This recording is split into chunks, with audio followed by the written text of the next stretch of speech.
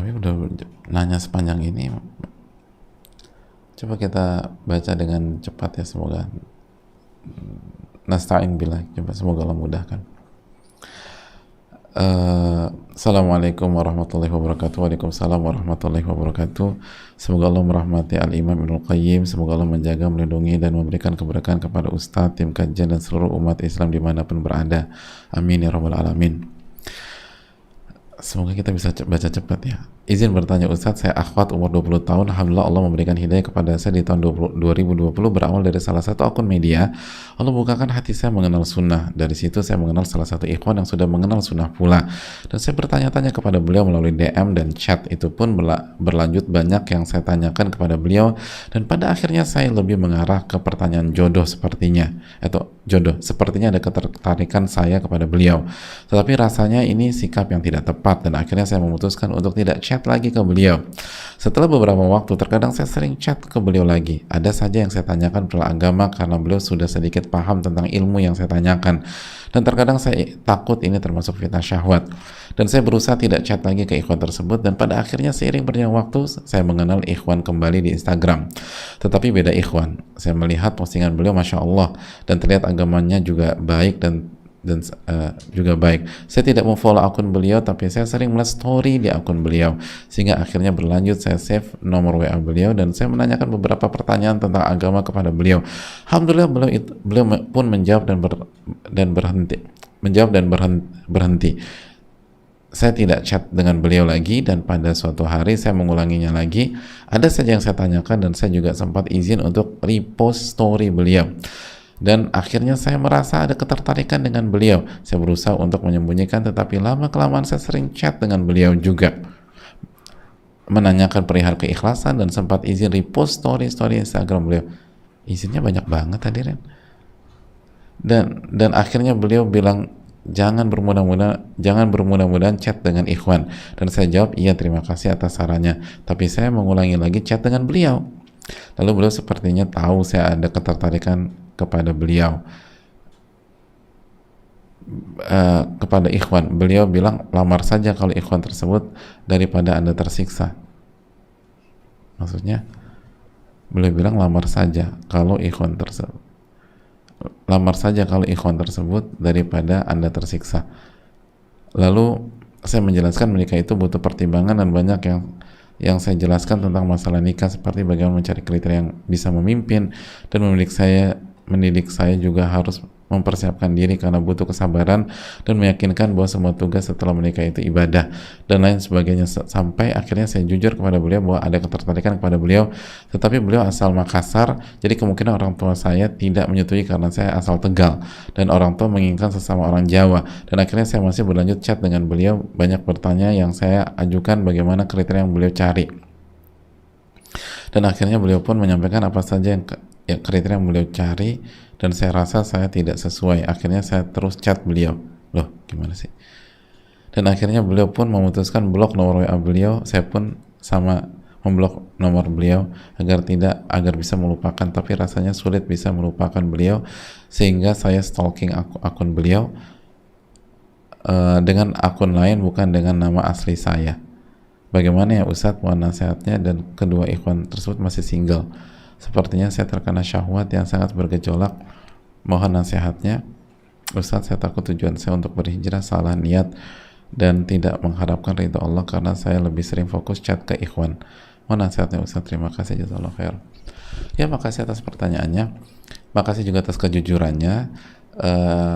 Yang pertama, ini sesuatu yang arahnya tidak tepat, tapi Allah tuh masih sayang sepertinya terhadap penanya, jadi dipagerin gitu loh. Si ikhwannya juga nggak nyaman, walaupun mungkin harusnya dari awal ya, tapi alhamdulillah Allah jaga nggak sampai kebablasan gitu loh.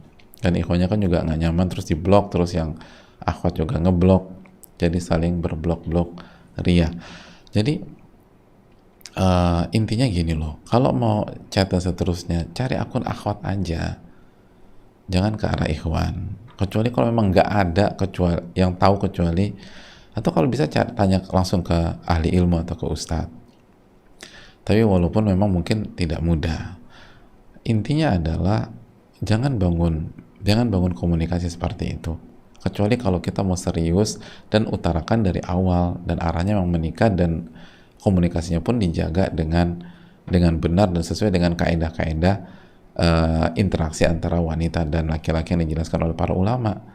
Karena ini nggak akan selesai, nanti blok-blokan, terus nanti kenal ikhwan lagi, terus ada proses, nanti tertarik lagi, nanti blok-blokan lagi, nanti ketemu ikhwan lain, nanti tertarik lagi, bangun komunikasi lagi, lalu tertarik lagi, nanti blok-blokan. Ya akhirnya kita tersiksa dengan perasaan kita yang kita bangun sendiri gitu loh. Jadi itu kayak kita tuh ngebangun sesuatu yang akan menyakitkan diri kita sendiri, kan capek begitu. Lebih baik kita amati dengan menjaga hubungan dan komunikasi dan kedekatan. Dan kalau kita merasa memang beliau kriteria ya, atau masuk kriteria kita, dan rasanya beliau calon imam yang baik dan kuat, maka nggak ada masalah kita sampaikan dengan cara yang elegan. Nggak apa-apa kita mulai, tapi elegan loh gitu loh, elegan. Atau misalnya melalui sahabat kita atau orang terdekat kita yang mengenal kita dan bisa menyampaikan ke laki-laki atau ke ikhwan tersebut dengan cara yang baik dan tetap menjaga marwah kita sebagai wanita. Kan begitu kan, kita tahu bagaimana cerita Nabi SAW dan Khadijah radhiyallahu taala anha, dan Khadijah itu sangat sangat elegan. Jadi itu aja. Dan jadi nggak perlu mulai komunikasi seperti chat segala macam, enggak, udah bicara baik-baik, sehingga kalau misalnya beliau pun tidak mengarah ke sana atau belum siap, kita pun juga nggak tersiksa. Ini kita sama aja membangun sesuatu perasaan yang akan menyiksa diri kita sendiri, itu poinnya. Dan seringkali kita nggak akan objektif karena hati kita sudah terpaut. Maka minta pertolongan kepada Allah, dan ini udah jadi pola loh, jadi polanya dirubah, minta pertolongan sama Allah. Jadi nggak ada masalah kalau kita sebagai wanita untuk menyampaikan lebih dulu sebagaimana kisah Nabi dan Khadijah sallallahu alaihi wasallam dan radhiyallahu ta'ala anha, tapi dengan cara yang elegan, cara yang baik, cara yang berkelas, dan tidak menimbulkan fitnah gitu loh.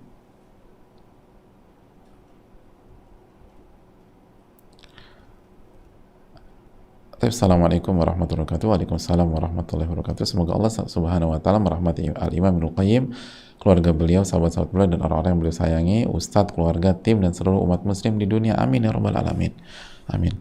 Izin bertanya Ustadz, saya seorang akhwat belum menikah dan sudah 8 bulan di rumah, pulang karena qadarullah waktu itu ibu sakit. Sebelumnya saya di Jakarta, keluarga belum mengenal sunnah, saya merasa benar-benar berjuang sendirian, kadang telat sholat malam, dan pola yang saya buat di Jakarta berantakan semua. Saya benar-benar sendirian, dan apa yang harus saya lakukan sekarang Ustadz? Jazakallahu khairan, barakallahu fikum. Yang pertama, istighfar dan taubat kepada Allah. Coba istighfar dan taubat kepada Allah. Terus yang kedua, selalu yakin dengan konsep yang disunahkan untuk kita baca setiap kita mau bangun tidur. Kita mau bangun tidur. Gimana kita mau bangun tidur? Berarti pas tidur dong ya. Konsep setelah kita bangun tidur, mau bangun tidur. Konsep setelah kita bangun tidur, kita baca kan ayat-ayat terakhir dalam surat Ali Imran, dan salah satu ayatnya adalah orang-orang beriman itu mengucapkan Rabbana ma khalaqta hadza batila. Wahai Rabb kami, engkau nggak mungkin menciptakan ini tanpa ada alasan, tanpa ada hikmah. Pasti ada hikmah besar. Dan diantaranya kalau saya boleh membantu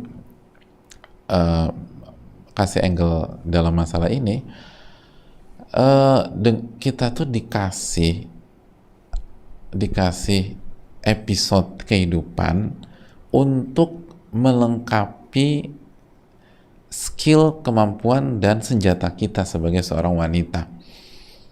Artinya ketika Allah melihat misalnya kita udah bisa nih dengan pola di Jakarta, oke, ya udah, yang udah bisa, sekarang Allah ingin coba kita di pola yang lain, yaitu di rumah bersama keluarga yang belum mengenal sunnah dan seterusnya. Berarti ini kan naik level ujian atau turun level ujian?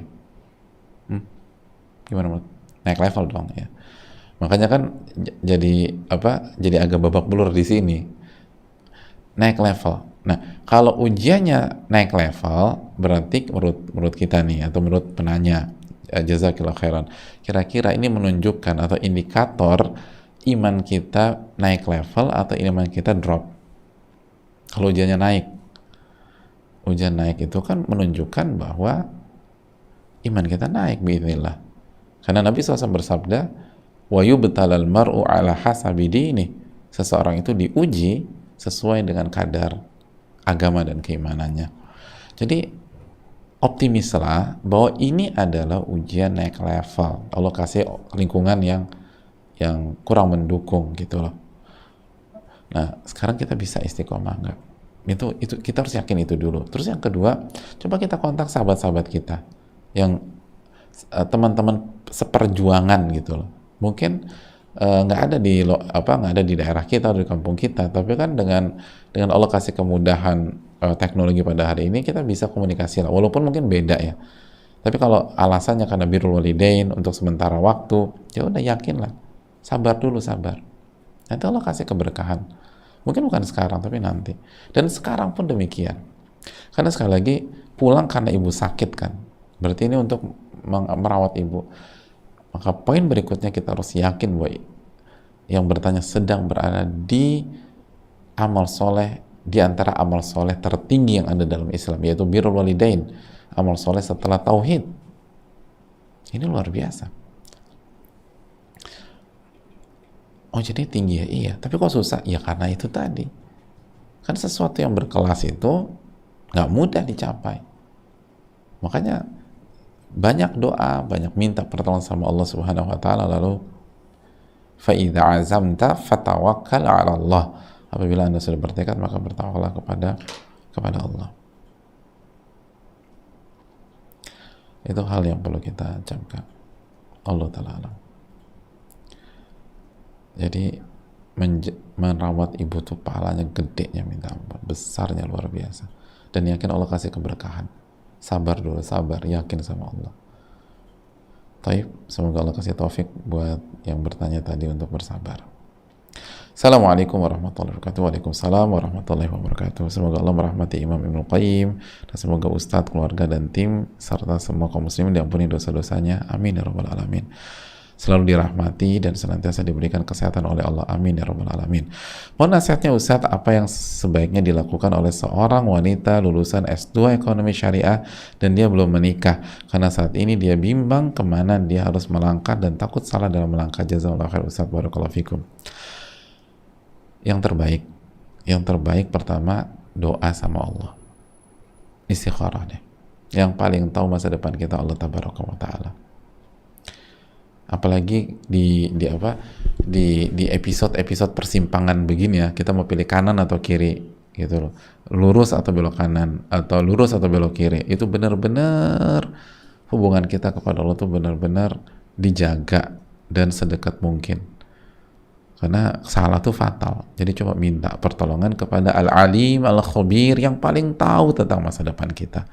Tanya kepada Allah Subhanahu wa taala. Lalu yang berikutnya, konsultasi dengan ahlinya. Konsultasi dengan ahli ilmu. Buka, ini bukan di forum, tapi buka di sesi khusus. Jelaskan apa yang kita punya, apa potensi kita dan seterusnya. Baru beliau itu yang akan ngarahin. Jadi kamu kesini aja, kamu ini gitu loh. Kalaupun menikah, kita kan harus jelaskan kondisi kita gimana untuk menikah. Bisa jadi yang paling afdal nikah dalam waktu dekat atau masih bisa ditunda kok gitu loh. Atau kayaknya ini belum siap, jadi harus disiapkan. Jadi kondisi gini tuh hal yang menyangkut masa depan seseorang, itu butuh konsul mendalam. Allah ta'ala bisa mungkin itu.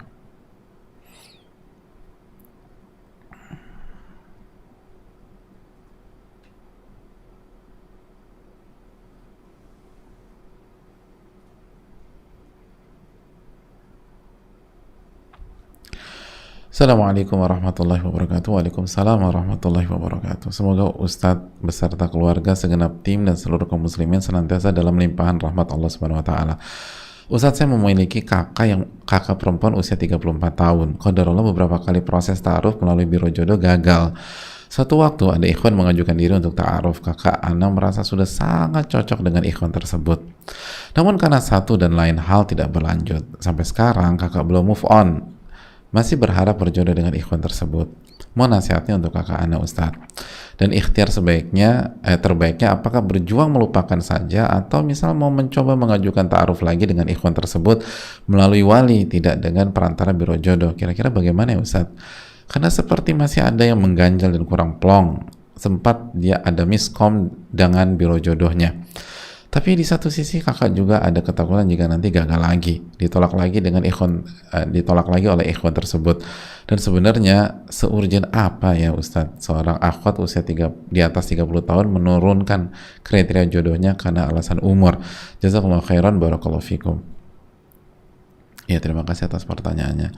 Yang pertama, lagi-lagi doalah kepada Allah. Ud'uni astajib lakum. Minta kepada Allah, Allah akan kabulkan.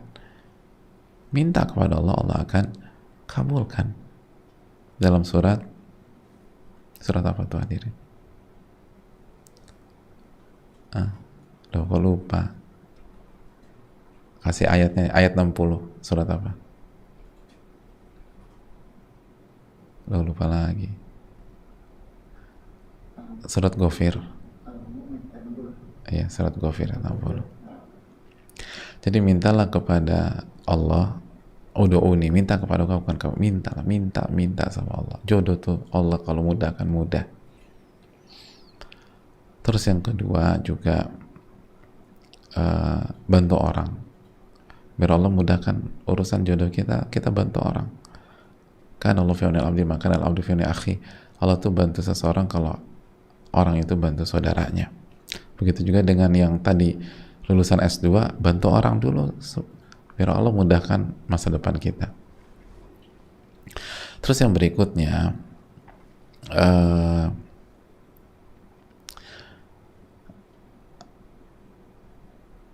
akhwat usia di atas 30 tahun menurunkan kriteria jodoh karena alasan umur. Gini hadirin, kalau idealnya nih, dan ini real kok, nggak harus apa, kalau kita bisa terus memperbaiki diri dan memperbaiki iman dan ketakwaan kita sehingga kita menjadi seorang wanita yang punya value yang kuat, iman, tauhid, ibadah, akhlak, sikap, punya level yang oke gitu ya. Allah ta'ala bisawab, rasanya tidak ada alasan untuk menurunkan kriteria tersebut dan tetap bermain dengan idealisme kita, asal jangan hanya menuntut idealisme kepada orang lain atau calon suami. Dan idealisme bukan sempurna ya, bukan perfeksionis, bukan, nggak ada laki-laki yang perfect, tapi ada ya, idealnya tuh saya tuh dipimpin sama siapa sih gitu loh.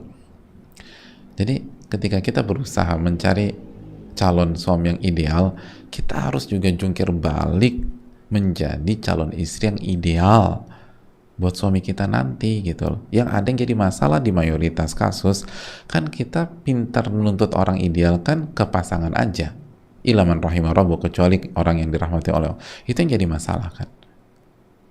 Dan dalilnya tuh simple hadirin.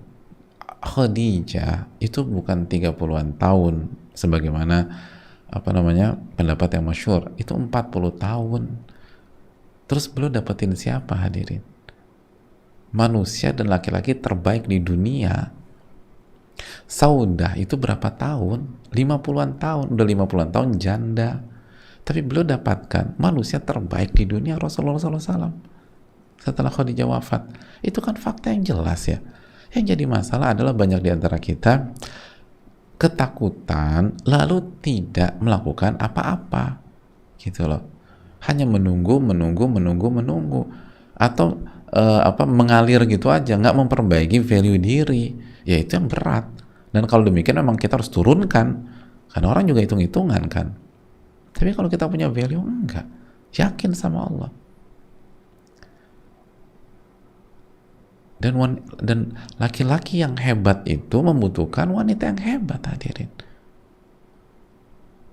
Kan at-thayyibatu lit-thayyibin dalam surat An-Nur. Wanita yang baik itu untuk laki-laki yang baik, dan laki-laki yang baik untuk wanita yang baik. Itu nggak boleh lupa dan nggak boleh ragu. Jadi intinya adalah seberapa siap dan seberapa maksimal kita memperbaiki diri kita dan yakin dengan perintah Allah. Yang repot sekali lagi, kita sok-sok idealis tapi kita sendiri bukanlah wanita yang ideal untuk dinikahi, itu poinnya. Tapi kalau kita berjuang minta pertolongan kepada Allah menjadi wanita yang punya kriteria yang dibutuhkan oleh laki-laki yang baik, hadirin, emas itu di Irian, bukan di Jakarta, tapi tetap dicari sama orang bule, hadirin, di Irian. Tanpa meremehkan Irian, enggak, tapi infrastruktur segala macam kan kita tahu. Mau di pelosok dunia itu kalau emas tuh dicari, mau di ujung dunia kalau memang kita berlian itu dicari orang, dicari, bukan kitanya dicari. Itu poin. Lalu yang terakhir, dan kalau kita melihat ada laki-laki yang baik dan ideal untuk menjadi pemimpin kita, imam kita, jangan mengedepankan gengsi. Tadi kan ini bahas, amalkan pelajaran kita. Jangan mengedepankan gengsi, kedepankan dalil. Dan kalau kita bahas dalil atau ilmunya Allah, maka Allah membuka peluang, kesempatan dan pintu untuk wanita untuk mengajukan arah ke sana dengan elegan dan tidak menjatuhkan marwah sebagai seorang wanita, sebagaimana Khadijah diberikan taufik oleh Allah untuk melakukan hal itu dan pada akhirnya mendapatkan Rasulullah SAW. Itu nggak boleh lupa. Apalagi kalau masalahnya miskom dengan biro jodoh, ya udah, jangan. Jadi gini loh, jangan jadikan sarana itu sebagai tujuan dan core atau inti sel atau nukleus sebuah permasalahan. Kan biro jodoh itu hanya sarana. Jangan sampai gara-gara kendala sarana nggak jadi. Sarana itu bisa didapatkan dengan banyak cara.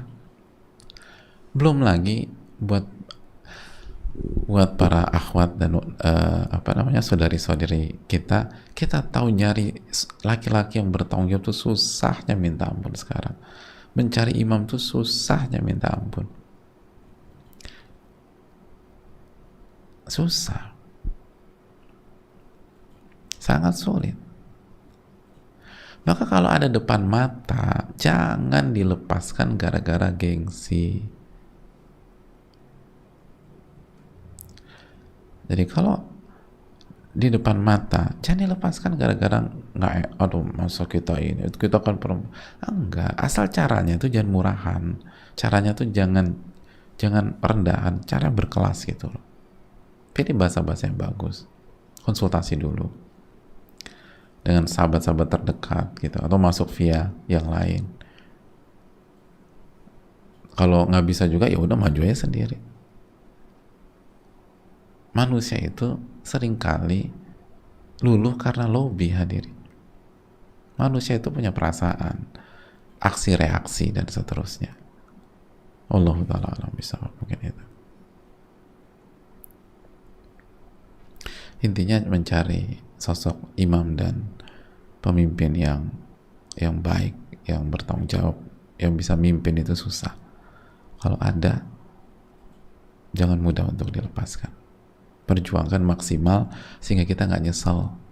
Kalau udah maksimal, maka kita udah menjalankan fattaqullaha mastata'tum, bertakwalah kepada Allah semaksimal mungkin. Nanti Allah akan kasih dari cara, kalaupun nggak berhasil dengan ikhwan ini, nanti kan Allah kasih ganti yang lebih baik. Asal maksimal. Tapi kalau nggak maksimal ya susah.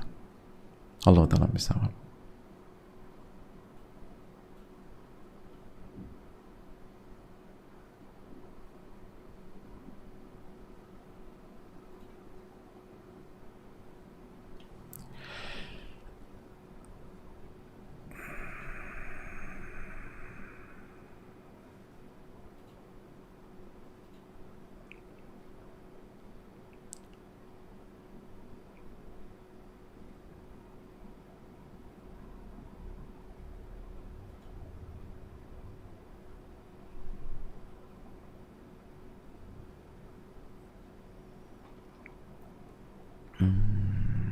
Bagaimana agar kami menerima?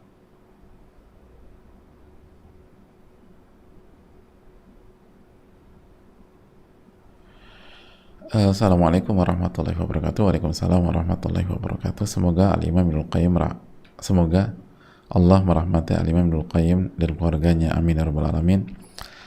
Semoga Ustadz, keluarga, tim, dan seluruh kaum muslimin dimanapun berada senantiasa dalam taufik dan hidayah Allah serta istiqomah sampai ajal menjemput, amin ya rabbal alamin. Ustadz izin bertanya, suami saya mendapatkan tawaran untuk pindah tugas di luar kota, sehingga kami, saya, suami, dan anak harus pindah dan menata hidup baru. Bagaimana agar kami mudah dalam mengambil keputusan untuk menerima atau menolak tawaran tersebut, Ustadz? Kami berharap setiap perkara kami di dunia dapat mengukuhkan iman dan ketakwaan kami. Namun ada rasa khawatir bahwa suami akan merasa ujub dalam pencapaian karirnya. Jazakallahu khair atas jawabannya. Terima kasih atas pertanyaannya. Jadi kembali dengan minta pertolongan kepada Allah, doa itu nggak boleh lupa deh. Terus yang berikutnya, hadirin, kembali dudukan esensi dari dunia. Dunia itu kan sarana ya, dunia itu sarana untuk beribadah dan sarana menuju akhirat. Jadi yang jadi parameter adalah apakah dengan menerima tawaran itu kualitas ibadah kita semakin baik atau enggak. Peluang untuk bertakwa itu semakin besar atau semakin sempit. Sarana untuk beribadah itu semakin lebar atau semakin terbatas. Itu yang dijadikan patokan. Karir itu kan pada dasarnya intinya mencari uang yang halal. Dan uang itu kata Nabi, harta itu diturunkan oleh Allah untuk apa? Untuk dua kan? Iqamis shalah wa ita'iz zakah. Untuk menegakkan sholat dan membayar zakat. Jadi sebuah hal yang menggelitik kalau kita memperjuangkan uang walaupun harus mengorbankan sholat atau ibadah, karena sesungguhnya uang dan harta itu untuk itu, bukan sebaliknya. Jadi itu yang perlu didemikian. Dan istikharah dan musyawarah dengan banyak atau pihak-pihak yang matang, yang bijak dan lain sebagainya. Itu poin. Wallahu ta'ala bishawab.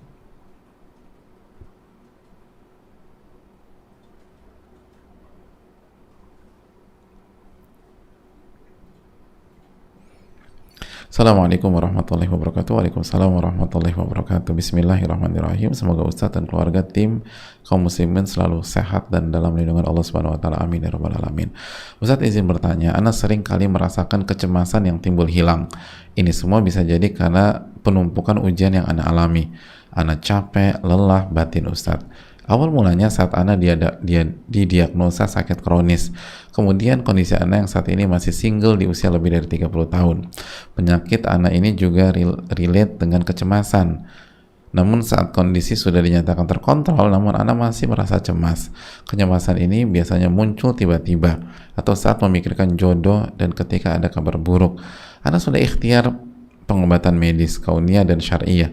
Kedua saat diruqyah efeknya menangis, deep set gitu, Ustadz. Ustadz yang meruqyah menyampaikan bisa jadi karena gangguan jin atau karena tumpukan sampah emosi. Sebenarnya sekarang kondisinya lebih baik setelah diruqyah. Namun ada saran juga dari teman untuk konsultasi ke psikolog, psikiater karena kecemasan Ana ini cukup mengganggu aktivitas dan pikiran Ana, Ustadz. Ana merasa diburu-buru, dikejar-kejar, jadi merasa capek sendiri, Ustadz. Mohon saran dan nasihatnya, Ustadz, untuk bisa tenang menghadapi ujian, terutama ketika memikirkan tentang jodoh dan ketika mendapatkan info buruk. Perlukah Ana konsultasi ke psikolog dan psikiater, Ustadz? Jazakallahu khairan. Iya. Hadirin Allah muliakan, makasih atas pertanyaannya. Sebaiknya jangan saya yang menasihati, langsung Umar bin Khattab aja yang menasihati. Kata Umar bin Khattab radhiyallahu ta'ala sebagaimana yang dibawakan Al-Imam Ibn Abi Dunya dalam kitabnya As-Samt, la tushkilu anfusakum bi dzikrin nas fa innahu bala. Anda jangan sibukkan diri Anda memikirkan manusia, karena memikirkan manusia dalam hati itu adalah bencana, bala, bencana. Wa alaikum bi dzikrillah fa innahu rahmah. Dan kalian harus mengingat Allah, karena mengingat Allah adalah rahmat dan kasih sayang. Tadi penanya sudah mengatakan setiap mengingat jodoh itu jadi cemas dan labil. Nah saya mau tanya, jodoh itu manusia bukan, hadirin? Udah. Jadi ini tadi, ingat Allah lah, perbanyak ibadah, kuatkan iman, bahwa Allah kan kasih kok. Sibuk perbaiki diri. Kecemasan tidak menyelesaikan masalah. Kecemasan nggak menyelesaikan masalah. Dan usia 30 tahun belum menikah itu bukan sebuah parameter kegagalan, atau bukan berarti peluang mendapatkan jodoh itu hilang. Enggak. Sekali lagi, Khadijah 40 tahun, hadirin. Saudah 50 tahun. Yang jadi masalah tuh bukan umur, yang jadi masalah kualitas. Kualitas. Ketika Saudah punya kualitas yang luar biasa, walaupun 50 tahun, dinikahi oleh Rasulullah Sallallahu Alaihi Wasallam. Kan ini yang harus kita jadikan ibrah. Dan coba kita lihat, ada banyak wanita yang tidak punya value, yang tidak punya kualitas, menikah di usia 20-an tahun. Hanya berlangsung, ada yang 6 tahun, berlangsung hanya cuma 5 tahun, berlangsung 5 tahun, ada yang berlangsung 4 tahun, ada yang berlangsung 3 tahun, ada yang berlangsung 2 tahun. Berarti kan ini bukan cepat-cepatan. Tapi siapa yang paling bertahan dengan kebahagiaan? Dan itu butuh iman dan amal soleh. Oleh karena itu, ini yang perlu kita camkan. Semoga Allah memberikan taufik. Saya rasa cukup. Dan sekali lagi, kesimpulan dari kajian kita, hadirin, bahwa untuk menyelesaikan masalah kita butuh taufik dari Allah. Dan seringkali kita mengucapkan, semoga kita dikasih taufik dari Allah ya, semoga kita dikasih taufik dari Allah ya, semoga kita dikasih taufik dari Allah. Tapi pertanyaan, apa itu taufik? Ternyata taufik adalah ketika Allah tidak membiarkan kita mengandalkan diri kita semata. Jadi maksud arti, salah satu makna ketika kita mengatakan semoga aku dikasih taufik oleh Allah Subhanahu wa taala untuk menyelesaikan masalah ini, artinya semoga Allah tidak membiarkan aku mengandalkan diriku semata dalam mengandalkan masalah ini, dalam menyelesaikan masalah ini. Jadi orang yang berharap mendapatkan taufik adalah orang-orang yang tidak mau mengandalkan dirinya sendiri, tidak mau mengandalkan emosinya semata, nggak mau mengandalkan logikanya semata, nggak mau mengandalkan perasaannya semata, nggak mau mengandalkan kecemburuannya dan pengalamannya semata, namun dia berusaha mengandalkan kekuatan Allah, rahmat dari Allah. Dia kembalikan kepada Allah dan dia berusaha menggunakan ilmu Allah Subhanahu wa taala untuk mengurai masalahnya. Ini yang bisa disampaikan, semoga bermanfaat dan semoga Allah memberikan ilmu yang bermanfaat bagi kita dan melindungi kita dari ilmu yang tidak bermanfaat. Rabbana taqabbal minna, semoga Allah terima amal ibadah kita. Subhanakallahumma bihamdika asyhadu an la ilaha illa anta astaghfiruka wa atubu ilaik. Assalamualaikum warahmatullahi wabarakatuh.